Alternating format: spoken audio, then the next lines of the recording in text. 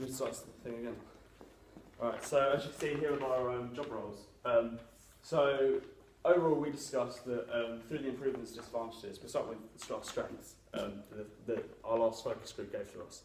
So this is our post-production focus group. They said that our point that we raised was very, had to be raised. So it was a very specific point that they thought that was like a very impactful thing in their life.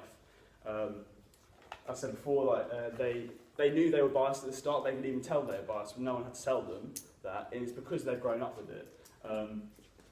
So we also looked at negatives. So they said that in a lot of ways, and it comes back to another slide, we didn't push our point across far enough, and they said that there was a peer pressure point to it that we didn't focus on.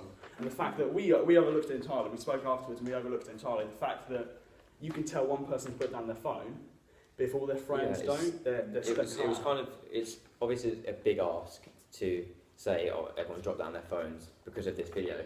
We wanted to make a change in opinions rather than just, say stop. Yeah.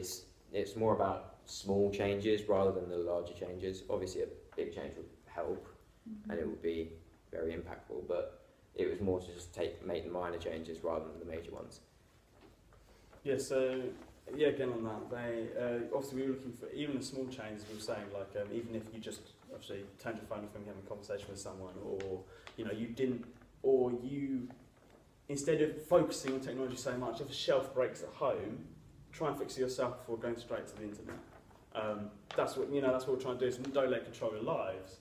And I think we did that very well. But obviously, maybe they saw as this was a very big inspirational video, like Prince EA's. It's quite a big inspirational video.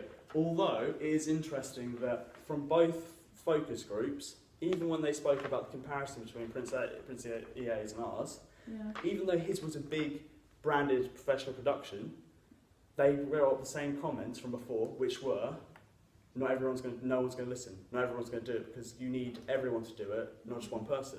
So it's interesting that although we're a small production group, we managed to get back the same comments as he did, which is quite. We were trying to aim for that in the first place. That's why we took inspiration from it, and why we wanted to use it as our inspiration to hopefully try and change the views. But sometimes some things are too big to change. But if we made some impact in any way, that's a positive for us. And we've got our job roles. Play video. First of all, we could discuss it. Do you want to play video? If that does actually work. One right in there. Do you know the point of the information video is that documentary? Yes. Yeah. And as I said before, you like it's sort of very, it's such an important message which needs to get across, and I think with the statistics it did kind of help. The thing is as well, I think when people do documentaries or like these little facts about how many minutes a young adult uses their phone in a day, or how many times they pick up their phone, I think others will just sort of make it seem awful and that we are letting this technology take over our lives. But with what you guys have done, you sort of highlighted that, but not put it in a really demeaning way. So I just saw that they have some very constructive feedback about the point we raised. As my job as a director and editor, me directing it, I did take inspiration from it, and the facts and the figures that they used in it were very meaningful, and they would have more effect than just the words and the script. And as an editor, I used the infographics to show that, which she touched on, which was that seeing these facts would make you realise more that the effect of these devices are becoming more serious. So we thought that was a good idea to implement into our piece.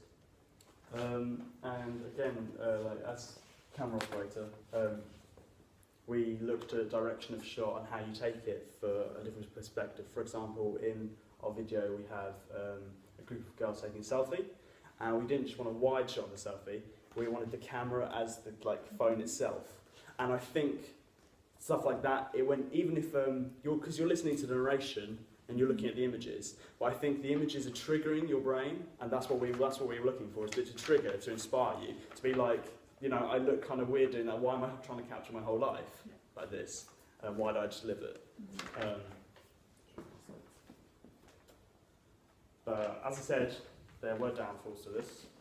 Yeah, there's obviously going to be downfalls. Like as I was saying earlier, there was the fact that we made this effort to create a piece like this just for it to not have much of an impact, and the technology's impact has already been kind of sketched into society already. So the audience are always going to be for technology rather than against it, because it's such a big influence on their lives.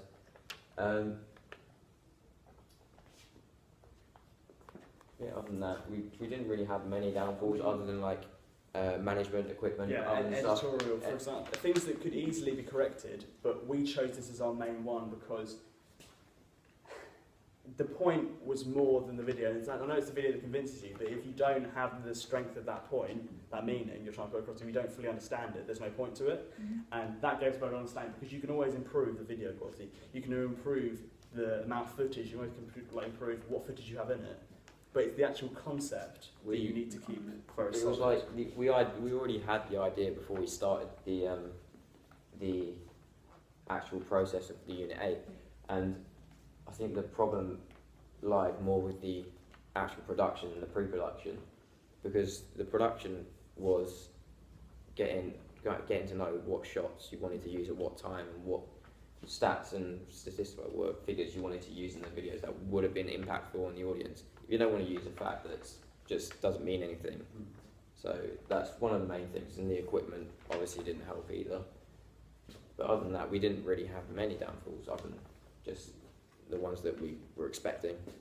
And now we move on to our media pack. So Ellie Qureshi created the media pack for our project, so she was advertising it, and you know, theoretically before we're aired, her posters would go out first, her images, her flyers would go out first.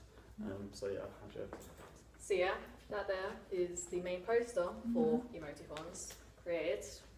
Basically, as you can see, it's very dark, it's very gloomy, to kind of show the subject itself that is quite dark in a way if you really think about it, how technology is taking over our lives, how in generations to come, technology can become so big, we don't know what holds in the future. We don't know how big it can become, how dangerous it can become, and that's what I want to say. So from feedback, I've wrote here the strengths of the poster. Obviously, the most important was the fact that it is dark, like I said. We've picked up that the phone has been brightened up to show that is the main point of this poster, how even though it's such a little device, and comparing the phone to the figure is tiny, but then it has such a big impact on this figure's life. We've also, as you can see, he doesn't have a face, it's just black, and that indicates that the phone is the new face of technology. It's literally taken over the whole human being, the whole soul of this figure. We've also made it kind of, if you noticed, it's kind of not so, I don't know what the word is, like clear in a way. It's quite, it's fuzz. It's quite fuzzed. It kind of gives like a white noise effect in a way to again show the darkness. We didn't want to make it, you know, clear and bright and that. And then, of course, we have crossed out social in Welcome to Social Media, because it's like, is it really social? Are you really being social if you're on your phone? Like, in a way, we're kind of asking, like, why is it called social media if you're not being social, in a way? But yes, that was the strengths of this. And then here we come to what we found out could be improved. So it was the fact that obviously it was dark, even though we intended it to be dark. They said like we could use maybe the red colour, a bit brighter, so it stands out more. other than just having it all dark, so then maybe it's a bit more of a contrast, like so it stands out. But other than that, they say it was quite dark and gloomy, but I believe that's quite good because that's what I was intending. And in here, they just kind of gave some examples of what we could put instead of welcome to social media, and maybe add a rhetorical question so that people... Guys, can you please leave? Yeah, so that people think about it more. So they wanted maybe a rhetorical question like, what is technology doing to society or something? So instead of literally just saying, welcome to social media, it makes them think more about what they're doing, should it be changed, and that. But overall, I think it was positive. I think the overall poster was positive. It was quite well made. We briefly touch on this. In conclusion, I think as a group we did succeed in that our aim as what we wanted to create was up to standard, and our views were put across in an effective way. Obviously you can't do much about the audience's view. I think we targeted the audience perfectly. We picked the audience perfectly. We picked everything just as it was supposed to, because picking the right audience is very important for the effect of the video. And 18 to 24 was pretty much perfect because the impact is much more serious. I think that you're right. Yeah, we think. Yeah, overall we think it's very successful. I mean, as you were saying about we think it's very situational on how it will affect people, because obviously not everyone thinks the same way.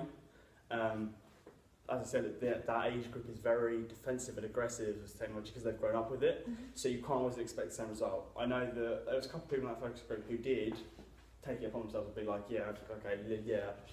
I would put my phone down a bit more. I would maybe when you're with a family event, just like turn it off, type of thing. So that's what we were looking for. So I think we did succeed in it. And always, there's always signs to improve. Nothing's ever perfect, and that's fine. We're great. That's fine. I think it was only the small things that we needed to improve, like sound or just the shots. It's like not many. It was mainly technical. To be honest, we didn't really need to improve much, other than technical aspects. But if we were to, have a little bit longer time to do this, maybe be able to reevaluate stuff, go over it, we think that we could create a more precise campaign, and maybe inspire more people and maybe push it a little bit outwards, make it a bit bigger. Add to the press pack, add to our video, make the video a bit longer. Anything that would launch that message. Thank you. That was sweet. Can you go back to your image? Have you? How many have you done?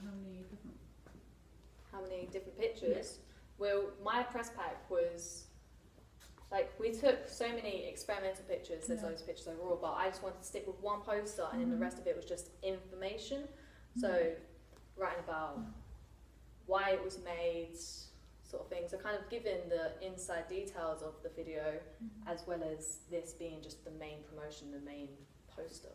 Yeah, because as we said, she was advertisement, so it's almost like you don't want to give all the information away. And since we're educating in a way, because we discussed your poster work, and we discussed your flat plans. The idea that you'd use some of your test images on page, so you'd have areas of information and as well as test images, because as you said, you wanted one poster to be because we was originally going to do 3 posters, but then no writing. But then I feel that just one poster kind of just will draw the attention, and it will make people want to read about the video. That says enough about the campaign. And we don't want to add too much text. As it is, it promotes it enough, which is good enough for us. And equally, when you look at, say, when you think of something like a game or like an album, or a movie, they have one precise image cut from that movie, one precise image, that character, which you remember. And I think that is what leads our campaign, this dark figure. So. I mean, my personal opinion, I really like that, but I'd like to see if you play around, because I think your branding distracts. Because that image is really, really strong, and it actually reminds me of like a Banksy Alright, It's like yeah. really Yeah. anti-establishment. Yeah. And I think if you played around with making that a lot smaller, maybe in the corner, you get the message across enough with that image and the welcome to social Yeah. media. Oh, Yeah. right, yeah. Because we Okay. put obviously emoticons, because obviously that was I came up with it because obviously emoticons. So now we Yeah. used to show emotion over We text, have which is a it, bit weird. definitely. So In my Yeah, it just opinion, need to be scaled down. if you Yeah. tried it and put it in the corner, Yeah, and so, people- yeah. it's so bright, people are going to see it anyway. Because we were thinking like billboard size things like this as well. Yeah. Like that's what we make a message, and then think about like how we also said about how our actual video would make more of an impact if it was done in cinema, because we have to cut black like screens with narration at the top, like low narration. And I was saying to like other people that if you're in the cinema and it cuts black, that whole room goes dark, and all you can think about is what that person's saying. Yeah. And that's another way of us getting a point across. But no, yeah, I agree. Yeah, that, if you play around with it a bit more, I think exactly. Because the picture itself is really powerful. It is, Yeah. yeah. I mean, try it, because a lot of campaigns like that would either have that as like a website, Yeah. or a hashtag or something that people Yeah. are then going to go on. If they'll remember it, even if it's in the corner, they will remember it and they will search for it. Yeah, because Even though that's not what you really want them to do, Yeah. like go online, but that they're going to pick up on that. and we went through like as well, like as you were saying about like the phone being the face of humanity.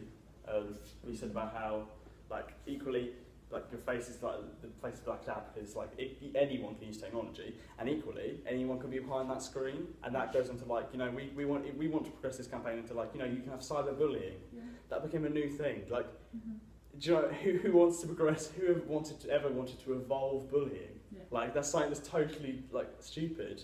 And so we wanted, that's another thing that's like, you don't have a face when you're on technology because you can be anyone. Yeah, it's And like that's- the blacked out face has many different meanings. Mm-hmm. That's kind of the reason why we done it.